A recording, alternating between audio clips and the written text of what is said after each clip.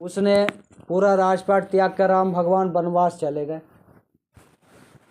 लेकिन हम भी अगर ऐसा करेंगे, माता पिता के आदेश का पालन करेंगे, जभी तो हम राम बन सकते हैं। काम तो हमारे रावण वाले हैं और चाहते हैं लोग हमें राम समझ के लोग हमारी पूजा करें, तो कैसे होएगा। तो इसलिए अपने जीवन में उस परम सत्य को जानो और दूसरे को भी बताओ कि भाई शाकाहारी रहो, खान पीन शुद्ध करो और इंसान में ही भगवान को जानो। जब ही हमारे संस्कार धीरे धीरे आगे बढ़ेंगे, हमारे आसपास का माहौल अच्छा हो जाएगा, सभी लोग प्रेम भाव से रहने लगेंगे, सभी के झगड़े खत्म हो जाएंगे और फिर सभी लोग भक्ति करेंगे। तो जितना अच्छा आसपास का भक्ति का माहौल रहता है, इतना ही भक्ति करने में आनंद भी मिलता है।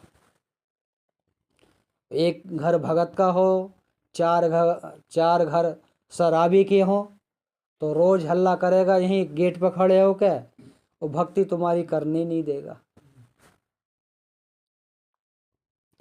इसलिए अपने जीवन में अच्छे संस्कार को जन्म दीजिए, भजन भक्ति कीजिए, जब ही हमारा जीवन सत्य की ओर जाएगा और जब ही हमारी भक्ति सफल होएगी। जिसको कबीर साहब कहते हैं, मानुष तेरे गुण बड़े, मास न आवे काज, तुझा न होते आभूषण, तुझा न बाजम बाज। मानुष के तो गुण बड़े हैं, अगर उसके अंदर अच्छे गुण हैं, दया का, क्षमा का, शील का, विचार का, गुण का, सेवा का, भक्ति का, प्रेम का, तो उसके गुण अच्छे। कहते ना ये व्यक्ति बहुत सज्जन है, भजन भक्ति भी करता, अपने माता पिता की भी सेवा करता, तो उसके शरीर का विख्यान नहीं हो रहा, उसके गुणों का विख्यान हो रहा है। तो उसी को कहते कबीर के, मानुष तेरे गुण बड़े, मास ना आवे काज। क्योंकि आदमी जब मृत्यु हो जाता है तो इस मृत्यु शरीर के कोई मांस को कोई खाता नहीं है, कोई जला देता है, कोई फेंक देता है, कोई गाड़ देता है, और ना इसके आभूषण बनते।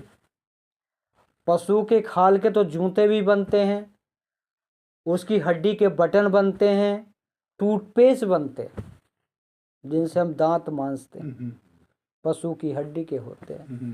वो बड़े बड़े कुंडल पहनते हैं ना, हल्के होते हैं, सब पशु की हड्डियों के बनते हैं।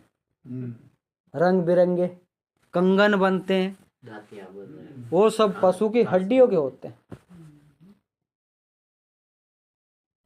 तो सद्गुरु कहते कि पशु का तो सब चीज काम में आता है और मानुष के केवल गुण काम में आते हैं।